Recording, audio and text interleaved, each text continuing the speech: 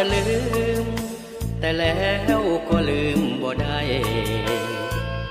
ลืมสาวสะพายลืมยากหลายแท้น้องเอ๋ยเคยปากเคยเว้าเคยบอกเจ้าว่าบ่ลืมเลยเป็นตายก็บ่เมินเสยแต่ก็เลยจำภาพจากกันคิดว่าจะลืมก็ลืมบ่ได้ง่ายลืมสาวสะพายลืมบ่ได้สั่วฟ้านิรันดร์ห่างตัวใกล้ใจนอนหลับไหลฝันใฝ่ถึงกันใกล้ไกลก็บ่สำคัญให้ใจเฮานั้นสัมพันธ์ทวินมาบ่มาอยู่อเมริกาจะส่งเงินมาให้แก้วตาเป็นค่าเครื่องบิน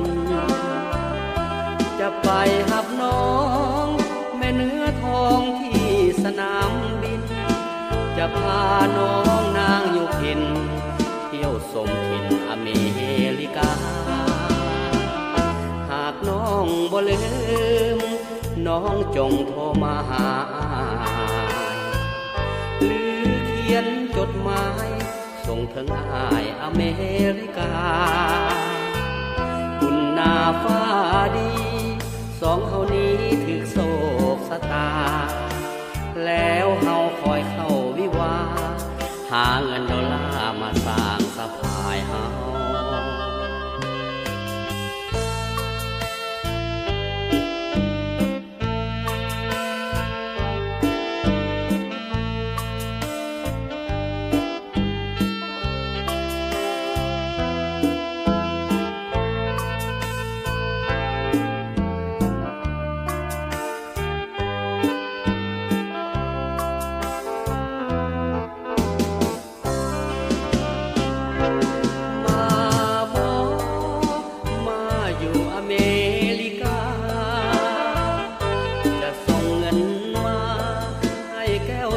เป็นค่าเครื่องบิน